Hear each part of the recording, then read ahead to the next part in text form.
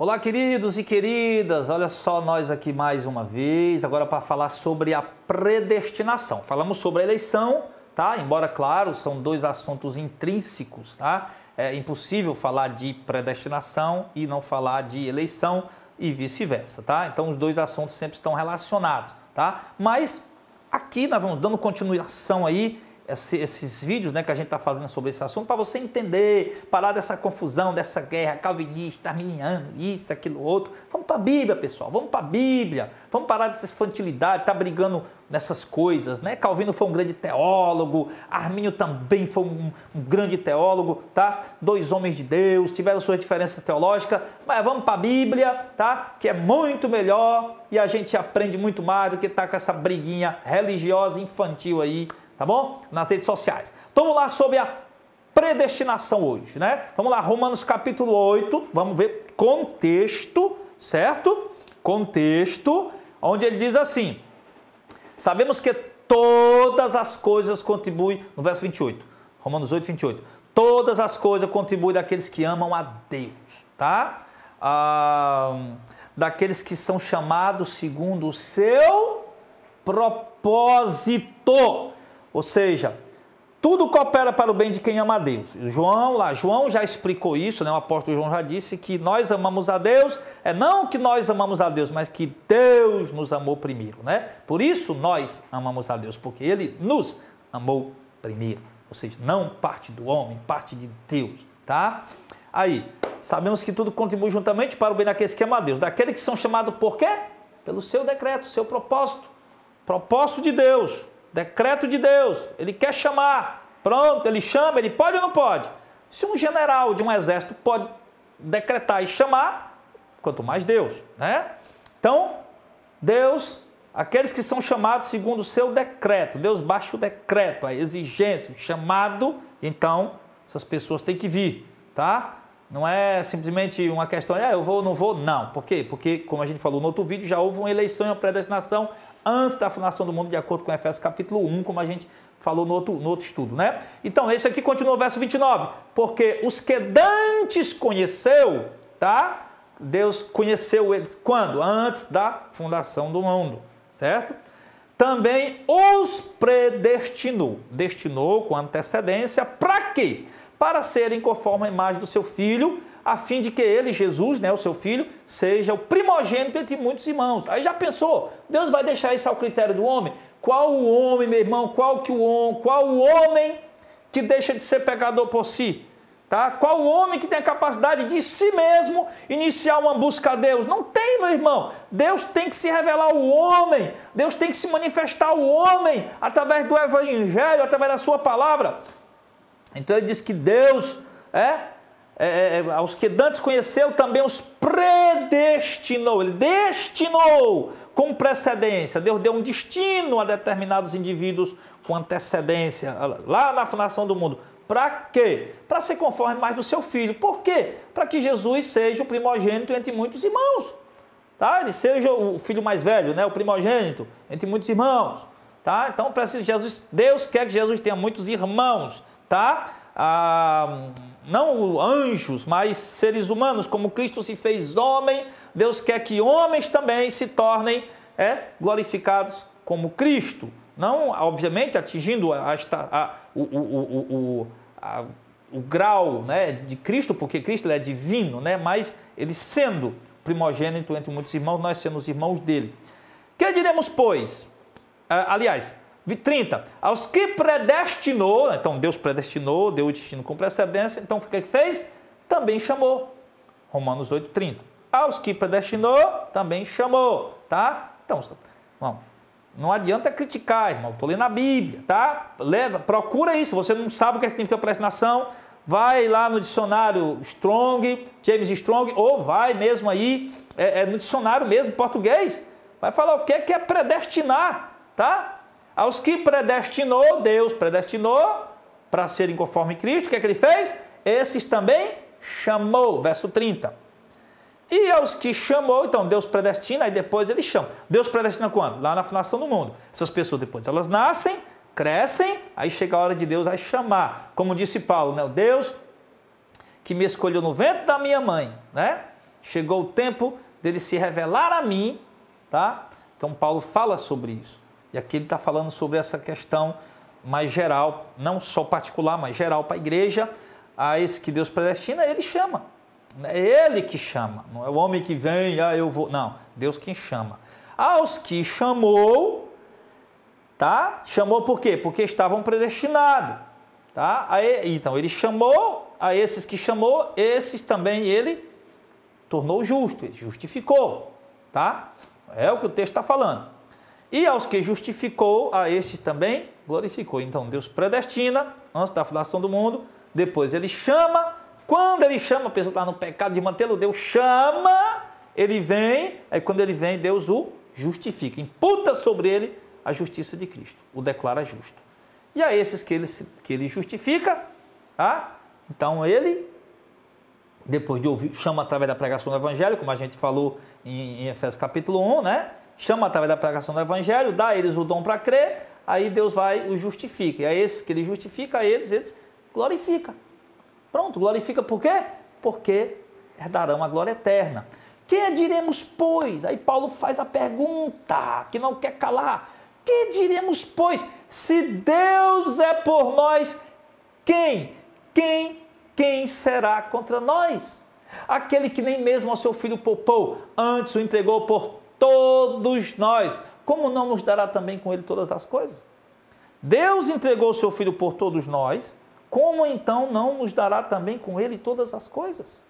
Claro que ele vai nos dar todas as coisas juntamente com ele, se ele já entregou o filho dele por nós. Aí ele diz, quem intentará acusação contra os escolhidos de Deus, os eleitos de Deus, se é o próprio Deus que os justifica? Quem vai condenar um eleito de Deus? Quem vai julgar de que não é digno de herdar o reino de Deus, os eleitos de Deus, se o próprio Deus os justificou? Não são dignos, de fato, mas Deus os tornou dignos, Deus por sua graça. Então, ele diz, quem tentará acusação contra os escolhidos de Deus, se é o próprio Deus que os justifica? Verso 34, quem é que condena? Quem os condenará?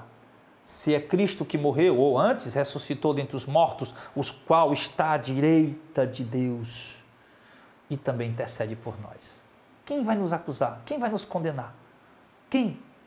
Se foi Cristo que morreu, ou antes que ressuscitou dentre os mortos e que está à direita do Pai e intercede pelo mundo todo? Não, intercede por nós, Paulo diz. Nós quem? Os predestinados. Nós quem? Os eleitos. É isso que ele fala. Tá? Então, quem nos separará do amor de Cristo? Ele vai dar os exemplos aqui e vai deixar claro que nada pode nos separar do amor de Deus que está em Cristo Jesus. Nada pode mudar, tá? A eleição que Deus ordenou antes da fundação do mundo. Nada pode mudar isso, nada pode reverter isso. Paulo deixa muito claro essas questões, tá? Então, existem pontos difíceis de entender nesse assunto? Existem pontos muito difíceis de entender nesse assunto. Mas é como a gente sempre diz, né? A fé não exige explicações. Nós cremos, tá? O que a Bíblia deixa claro, a gente entende, compreende. O que a Bíblia não deixa claro, a gente simplesmente se cala, fica sem compreender, sem entender, tá? E quem vai entender a mente desse Deus? Quem vai sondar a mente desse Deus, né? Quem vai alcançar a mente desse Deus? Nada pode, como Paulo diz no verso 39, nem altura, nem profundidade, nem alguma outra criatura poderá nos separar do amor de Deus que está em Cristo Jesus. Outra parte ele diz, ó profundidade, né, da riqueza, da sabedoria e do conhecimento de Deus, quão inescrutáveis são os teus caminhos, quão insondáveis são os teus pensamentos. Então Paulo fala dos pensamentos de Deus, das profundezas de Deus que são extraordinárias demais e que o homem nunca, jamais vai entender a grandeza desse Deus e os pensamentos de Deus. Por isso, nesse assunto, o homem vai sempre tentar estar encontrando aí um argumento ilógico, né? Se você for ver Romanos capítulo 9, né, nós estamos no 8, no capítulo 9 ele vai falar ainda muito mais detalhado sobre isso, tá? Falando que no verso 15, ele fala de Jacó e de Esaú, né? Que foi escolhido de Deus, o Jacó, antes, lá no ventre da mãe mesmo, né? Antes de terem feito o bem ou o mal, como diz no verso 11, porque não tendo eles nascido, nem tendo feito o bem ou o mal, para que o propósito de Deus, segundo a eleição, não pelo homem, a bondade do homem, mas quando a eleição ficasse firme, não por obras, mas por aquele que chama, para que o mérito seja de Deus, obviamente, a glória seja dele, foi dito a ela, a Rebeca, olha, o maior vai servir o menor, tá? Antes deles nascerem, de fazer o bem ou o mal, qualquer outra coisa, Deus já havia escolhido um para prevalecer a soberania de Deus e não a arrogância do homem.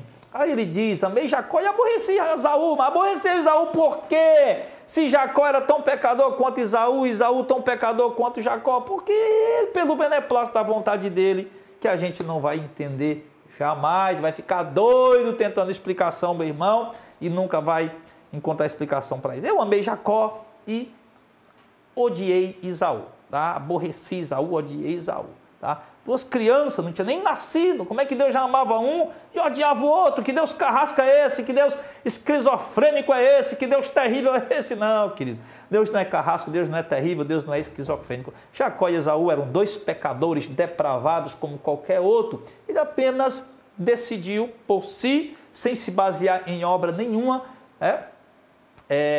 na obra de um ou de outro, simplesmente ele escolheu, amou Jacó e odiou Esaú. Está escrito isso. Romanos 9, 13. Amei Jacó e odiei Esaú. Vai se entender com Deus, tá bom? Que diremos, pois? A injustiça da parte de Deus? Deus injusto, né? Aí Paulo diz, de maneira nenhuma. Ele disse a Moisés, verso 15, me compadecerei de quem eu quiser me compadecer. Terei misericórdia de quem eu quiser ter misericórdia. Agora, pois, não depende de quem quer, nem de quem corre atrás, mas de Deus querer se compadecer. Não depende de quem quer, de quem corre, de quem se esforça, de quem luta, de quem... Não, depende de Deus querer se compadecer. Irmão, você só está salvo, só está aí crendo, porque Deus quis se compadecer de você. Se você não tivesse... se Deus não tivesse querido se compadecer de você, ainda hoje você estava seguindo heresia, falso profeta, estava aí atordoado no mundo, mergulhado na depravação do pecado, perdido, destinado à condenação, mas Deus quis se compadecer de você, não viu nada bom em você, simplesmente para cumprir o propósito, né, da eleição por aquele que chama e não pelas obras soberbas do homem. Assim ele diz a Escritura a Faraó, para isso mesmo te levantei, verso 17, para em ti mesmo mostrar o meu poder e para que o meu nome seja anunciado em toda a terra. Deus diz, Faraó, eu te exaltei, eu te levantei, fiz a maior potência do mundo para depois te abater, para por meio do teu abatimento eu mostrar quem eu sou. Logo, pois, se compadece de quem quer, está escrito, criatura, pelo amor de Deus, 19, Romanos 9, 19, mas lá não sei aonde, em Hebreus 4, a terra que beba chuva, não sei o que mais, vai buscar um versículo isolado não sei aonde mesmo, vamos ver contexto, tá? Vamos ver contexto, ok? Ele diz, logo, pois, se compadece de quem quer e endurece a quem ele quer, meu irmão, é Deus. Deus faz o quê? Endurece. Deus endurece o homem, para o homem não aceitar, para o homem não crer, para o homem ser duro, como ele fez com o Faraó, para depois abater o Faraó, mostrar que ele é Deus. Coitado do Faraó, tadinho do Faraó, Deus fez isso com ele. Deus fez, irmão, porque Deus, é soberano e ele queria mostrar-se, revelar-se ao mundo a sua soberania. Sim. Dize-me então, por que se queixa Deus ainda? Verso 19. Por que se queixa Deus ainda? Quem pode resistir sua vontade? Ou seja, como é que Deus quer que a gente se converta e ao mesmo tempo endureça quem quer e se revela quem quer e vai se queixar ainda por quê? Por que Deus se queixa ainda? Se a gente não está crendo, então é porque ele endureceu a gente. Aí Paulo vai e diz aí no verso 19, quem és tu? Aliás, no verso 20, né? Ó homem, quem és tu que a Deus questiona? No verso 19 por que se queixa Deus ainda? Quem vai resistir sua vontade? Se Deus endureceu, está endurecido. Se Deus se compadeceu, está se compadecido. Como é que Deus agora está reclamando? Porque fulano não se converte, ciclano não se converte, não sei o que, diz que está irado, que vai descarregar sua ira porque ele não se converteu, sendo que ele mesmo endureceu. Aí Paulo vai e diz, meu irmão, a explicação ali que não dá para entender a profundidade do pensamento de Deus. Paulo apenas diz, quem és tu, ó homem, que a Deus questiona? É como se Paulo dissesse, eu sei lá, meu irmão, quem somos nós para questionar a Deus, verso 20. Aí ele diz, aí vai Paulo complementa, porventura a coisa formada dirá o que eu formou. Por que você me fez assim? Por que você me fez um vaso de desonra? Você poderia ter me feito um vaso de honra. Você poderia não ter me feito um copo de plástico, eu queria ser um copo de acrílico, ou então um copo de cristal, mas você me fez um copo de plástico, como é que pode? Ou então, por que você me fez um copo? Eu não gosto de ser um copo, eu queria ser uma caneca, eu queria ser um prato, você me fez um copo, a coisa formada não pode dizer ao que o formou, por que me fizeste assim? Ah? Ou não tem o oleiro, verso 21, ou não tem o oleiro poder sobre o barro para da mesma forma fazer um vaso para honra ou para desonra? Não tem o oleiro poder sobre o plástico para fazer um plástico para ser copo, outro para ser prato?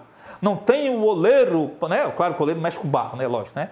Não tem o vidraceiro poder para pegar o vidro e fazer uma janela, o outro uma porta, o outro um óculos. Não tem ele o poder para isso? Ah, será que ele não pode fazer isso? Ele não é Deus, ele não é Senhor? Sim, ele diz, não tem o oleiro poder sobre o barro, para da mesma massa fazer um vaso para honra, outro para desonra? Que direi se Deus querendo mostrar sua ira? Deus querendo o quê, irmão? Deus querendo mostrar a sua ira e dar a conhecer o seu poder.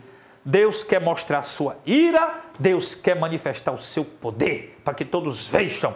Então, ele suporta com muita paciência os vasos da ira, que são, né, os homens rejeitados, preparados para a perdição.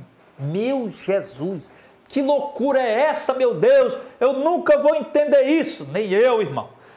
Minha mente nunca vai ficar doido, nunca vai alcançar esse negócio, que coisa tremenda, meu Deus do céu, que é isso? Que coisa louca é essa? Nem eu vou entender nunca. Nem eu, ninguém, meu irmão, ninguém. Por isso os homens ficam querendo dar, né, Deus bonzinho, Deus bonzinho, Deus não é bonzinho, irmão. Deus é amor, Deus é bom, Deus é justo, Deus é santo, Deus é verdadeiro, Deus é tremendo, Deus é poderoso, Deus tem todo o poder, né? Então, Deus querendo mostrar a sua ira. Para que a necessidade de Deus querer mostrar a sua ira? Eu sei lá. E dar a conhecer o seu poder. Para que Deus quer se exibir agora? Quer se mostrar? Quer ser aí influencer digital? Não, meu irmão. Deus queria se manifestar ao mundo, aos homens, a todos. Então ele suporta com muita paciência. Olha aqui o paradigma nesse versículo. Deus suporta com muita paciência os vasos de ira preparados para a petição. Quem preparou os vasos para a petição? O que diz os versos antes? O oleiro poder sobre a massa para fazer um vaso para honra, outro para desonra. Um para petição, outro para condenação. Não é isso? Então agora Deus suportando com paciência os vasos que ele mesmo fez para se perder. Os vasos da ira, os vasos que serão condenados. O próprio Deus fez esses vasos e suporta eles com paciência. Vai entender a mente de Deus, irmão, não tem como. Aí diz também, no verso 23, para que também desse a conhecer as riquezas da sua glória nos vasos de misericórdia, que para a glória já de antemão preparou. Leia, já dantes preparou. Dantes quer dizer de antemão, com antecedência, voltando de novo aí a eleição, a predestinação antes da fundação do mundo. Efésios capítulo 1, não é isso que a gente, no outro estudo que a gente fez, tá? Então, Deus também quis dar a conhecer as riquezas da sua glória nos vasos de misericórdia. Nos vasos da ira, Deus suportou com paciência. Já os vasos de misericórdia, Deus quer dar a conhecer a sua glória. Nos da ira, Deus quer revelar a sua ira, seu furor. Né? E os da misericórdia, Deus quer revelar a sua misericórdia, as riquezas da misericórdia dele, da glória dele, nesses vasos de misericórdia que ele preparou com antecedência. Deus não podia esperar pelo homem, será que os homens vão aceitar? Será que eles vão crer? Olha, vamos torcer aí, pessoal, chama aí os anjos, chama aí Gabriel, os anjos, os arcanjos, chama aí os querubins, os serafins, chama todo mundo embora, torcer para aquele pessoal ali acreditar, crer, para poder mostrar a minha glória, revelar a minha misericórdia. Não, Deus não ia depender disso não, meu irmão. Ou então Deus ia ficar torcendo lá, né? Ai, tomara que eles peguem, tomara que eles caiam, tomara que eles sejam ruins e maus, para poder descarregar a minha ira sobre ele. Não, meu irmão. Aí se todo mundo se converte, como é que Deus ia revelar a ira dele? Ajude. Se todo mundo se perde, como é que Deus ia revelar a glória e a misericórdia dele? Deus tinha que preparar tudo de antemão. Verso 23 de Romanos 9. Efésios capítulo 1, está lá, capítulo 1 quase inteiro falando sobre isso.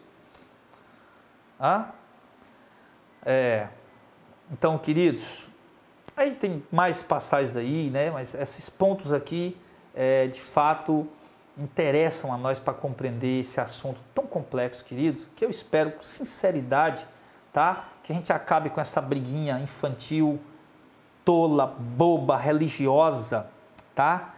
Dessa mentalidade calvinista e arminiana, que na verdade não tem nada de calvinismo nem arminiano aí, certo? Com certeza se Calvino e Arminio estivessem aqui, eles não iam nem estar aí, eles iam estar repreendendo, rapaz, negócio negócio de calvinismo não, eu não criei partido não, tá? O outro também, o Arminio também dizia, eu não criei partido não, viu? Negócio de arminianismo não. Esses homens não criaram partido, tá? Então vamos parar com essa meninice, com essa infantilidade, querido. Vamos aceitar a Bíblia da forma como ela é. Só assim a gente vai compreender, tá? Do contrário, meu irmão, você sempre vai tentar dar uma desculpa para tentar justificar o pensamento de Deus, que na verdade é injustificável, inalcançável, inatingível, inescrutável e sem palavras para dizer mais, porque Ele é Deus, Ele é Senhor, Ele é soberano, Ele age como quer, faz como Ele quer e realiza tudo o que Ele quer na hora que quer. É isso, Deus abençoe sua vida, fique na paz.